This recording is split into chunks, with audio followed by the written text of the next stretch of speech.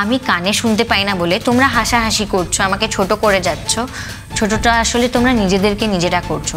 এই তুই কিন্তু খুব বড় বড় কথা বলছিস। তুমি না একদম ঠিক বলেছো, আমার এত কথা বাড়ানোই উচিত হয়নি। আমাকে একবার ভর্তি হতে দাও, তারপর একটা বছর যাক, তারপর দেখা যাবে কার হাতে প্লেন চালানোর লাইসেন্সটা থাকে আর কার থাকে না।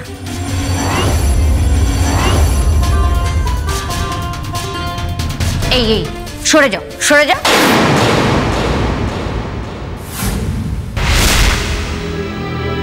Excuse me sir. ইয়েস। এখানে অ্যাডমিনিস্ট্রেটিভ হেডের অফিসটা কোন দিকে একটু বলবেন? এই সোজা গিয়ে ডান। Thank you sir.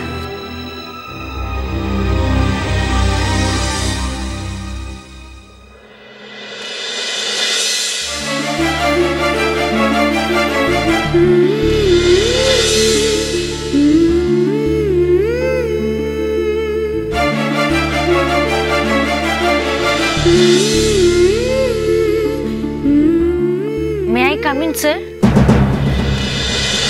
Come in.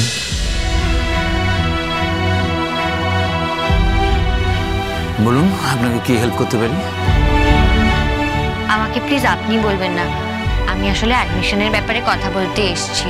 অ্যাডমিশনের ফর্ম ফিল আপ করার জন্য যা যা প্রসিডিওর্স আছে আমাকে একটু বলবেন প্লিজ। বসুন।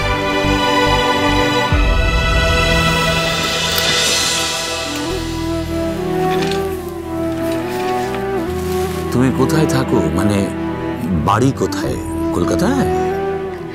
না স্যার, আমি অনেক দূর থেকে এসেছি, কিন্তু বিয়ে হয়েছে এখানে। স্যার, আমি জীবনে শুধু একটাই স্বপ্ন দেখেছি, পাইলট হওয়ার। প্লিজ আমাকে হেল্প করুন না। তোর কি নাম? তিতলি স্যার, তিতলি বোস। দেখো তিতলি, এখানে না হেল্প করার বিষয় নয়। সবাই পরীক্ষায় বসবে, পাশ করতে পারলেই ভর্তি হবে। হ্যাঁ স্যার, আমার কোনো অসুবিধা নেই।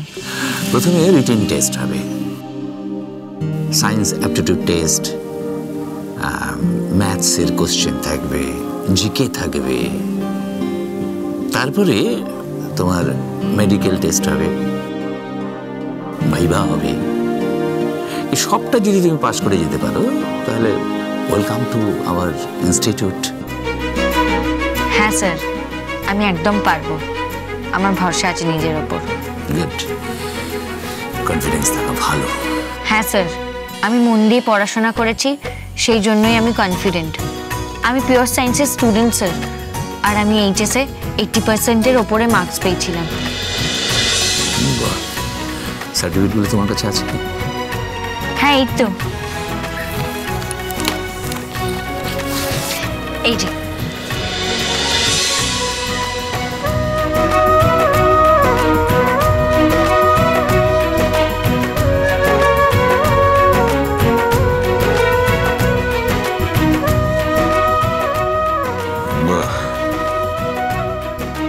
খুব ভালো রেজাল্ট করেছো তুমি।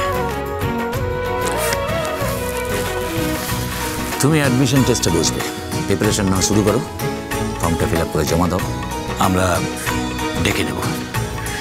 ওকে স্যার, বলছি ফর্মটা অফিস থেকে কালেক্ট করে ওখানেই জমা দিতে হবে তো? লাভ নেই,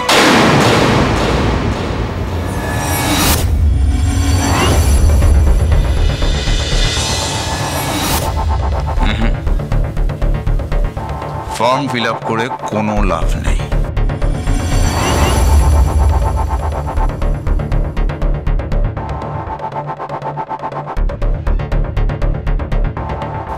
অন্য টেস্টে পাশ করলেও মেডিকেলে আটকে যাবে।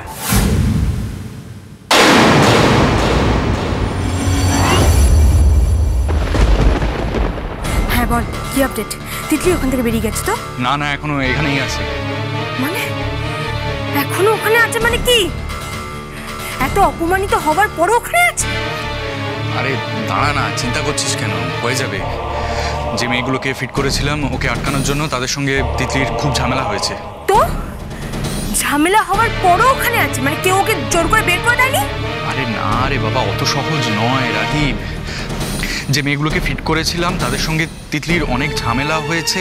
উল্টে তিতলি ওদেরকে অপমান করে তর্কাতর্কি করে ওদের হাত ফাত সরিয়ে ওখান থেকে বেরিয়ে গেছে। বেরিয়ে গেছে মানে কোথায় গেছে? কোথায় আবার যাবে, ওই অফিসের দিকেই গেছে। ওকে ডিমোরালাইজ করা খুব চাপ, বুঝলি? এত মনের জোর যে কোত্থেকে পায় কে জানে। এই চুপ কর তো, তুই ওখানে কি করছিস বা তোর প্রশংসা করছিস তুই তিতলি? আরে না রে বাবা, আমি তো কি মানে তুই থাকা সত্ত্বেও তিতলি ইনস্টিটিউটে ঢুকে গেল। একটা কথা বলতো, মানে তুই তো সবাইকে টাকা খাইয়ে রেখেছিস, ওরা নাকি তিতলিকে ক্যাম্পাসেই ঢুকতে দেবে না, তাহলে তিতলি অফিসের ভিতরে গেল কি করে? হ্যাঁ, তুই ওখানে বেড়াতে গেছিস না কি করতে গেছিস বলতো? আরে আমার কথাটা একটু শোন রাহি। আমি তো যেখানে যা ব্যবস্থা করা সব করেছি, সিকিউরিটি গার্ড থেকে শুরু করে স্টাফ সবাইকে টাকা খাইয়ে রেখেছি, সবাই আটকানোর চেষ্টা করেছে। কিন্তু তিতলি উল্টে ওদেরকে অপমান করে বলছে যে ভেতরে না ঢুকতে দিলে ও নাকি মিডিয়া ডাকবে, ইনস্টিটিউটের নাম খারাপ করে দেবে। এসব বলার পরে কি করে আটকাবে ওরা বলতো? তাহলে এবার কি হবে? কি হবে বল বল, কি হবে? মানে ও কি করছে সেটা তো আমাদের জানা দরকার, তাই না? কি আর করবে, এখন তো গেছে অফিসের দিকে, নিশ্চয়ই অ্যাডমিনিস্ট্রেটিভ হেডের সঙ্গে কথা বলবে, জানবে কি করে ভর্তি হওয়া যায়। বাহ, কি সুন্দর করে বললি আমায় দা ভাই তুই। মানে ও এখন ভিতরে ঢুকে গেছে, কথাবার্তা বলে সবাইকে কনভিন্সও করে নেবে যাতে ও ভর্তি হয়ে যেতে পারে। মানে তোকে পাঠিয়ে আমার কিছু হলোই না। তাহলে একটা কাজ কর, তুই চলে আয়। হ্যাঁ, তুই তো কোনো কাজ করতে পারলি না। কি মজা আমার, তোকে পাঠিয়ে আমার কি ভালো হলো দাদা ভাই, সিরিয়াসলি। রাহি রাহি রাহি, তুই আমার কথাটা একটু শোন। তুই এরকম করিস না, দাঁড়া। ও ভেতরে ঢুকেছে তো, কিন্তু ভেতরে ওর জন্য কি সাংঘাতিক বাধা ওয়েট করছে সেটা ও জানে না। You just wait and watch. এত কাঁচা প্ল্যান আমি করিনি, ঠিক আছে? সন্ধ্যা ভাই, আমি এসব কিছু শুনতে চাই না। মোট কথা হলো ও যেন পাইলট ট্রেনিং ইনস্টিটিউটে ভর্তি না হতে পারে, আর সেটাই আমি চাই, আর সেটাই হতে হবে, ঠিক আছে? আর সেই ব্যবস্থা তুই করবি। আর আজ যদি ওই ইনস্টিটিউটে ভর্তি হয়ে যায় আর ভর্তি হয়ে বাড়ি ফেরে, তাহলে কিন্তু আমি সেটা সহ্য করবো না ভাই। তোকে কিচ্ছু সহ্য করতে হবে না, তুই একটু ওয়েট কর। ভেতরে তিতলির জন্য যে বাধা ওয়েট করছে সেটা অতিক্রম করার সাধ্য তিতলির নেই।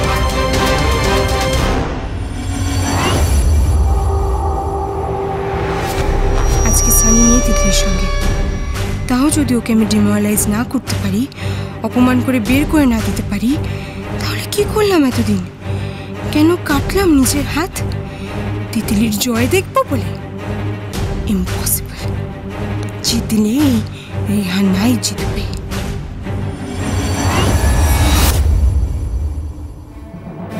আপনি এই মেয়েটিকে চেনেন নাকি মিস্টার দত্ত? ঠিক চিনি বললে ভুল বলা হবে স্যার।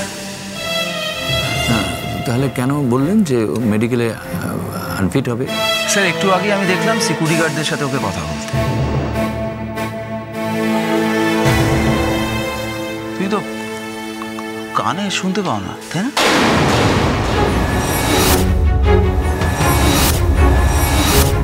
তুমি কানে শুনতে পাও না? না স্যার, আমি কানে শুনতে পাই না, কিন্তু তার জন্য আমার কোনো অসুবিধে হয় না। আমি লিপ রিড করে সব কিছু বুঝতে পারি। এই যে আপনার সঙ্গে আমার এতক্ষণ কথা হচ্ছিল, আপনি কি একবারও বুঝতে পেরেছিলেন যে আমি কানে শুনতে পাই না? সেই জন্যই বলছি, আমার কোনো অসুবিধে হয় না। Please please believe me sir, আমি লিপ রিড করে সব কিছু বুঝতে পারি। না না, আমি বুঝতে পারছি।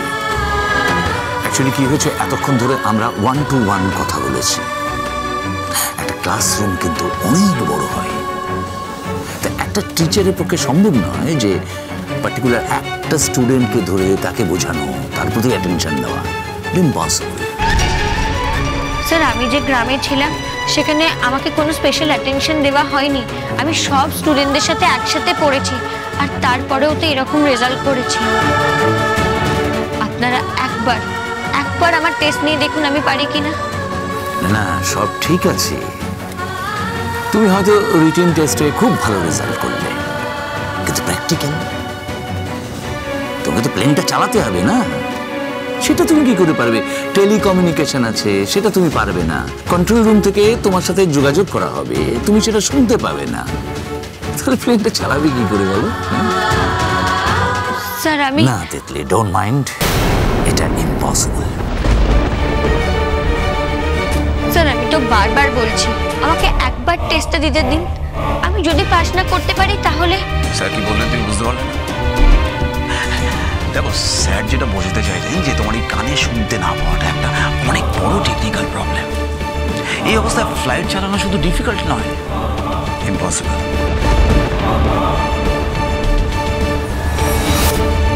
কিন্তু এরকম ইম্পসিবল কাজও তো কতজন করেছে, তাই না স্যার? তাহলে আমি কেন পারবো না?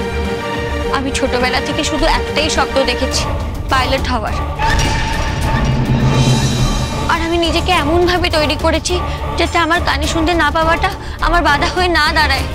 প্লিজ বোঝার চেষ্টা করুন স্যার, আমি ঠিক পারবো। দেখে নেবেন, আমি ইনস্টিটিউটের বেস্ট স্টুডেন্ট হয়ে দেখাবো আপনাদের। মেয়েটা তো কথাই বলে যাচ্ছে স্যারের সাথে, এবার আমাকেই ব্যবস্থা করতে হবে।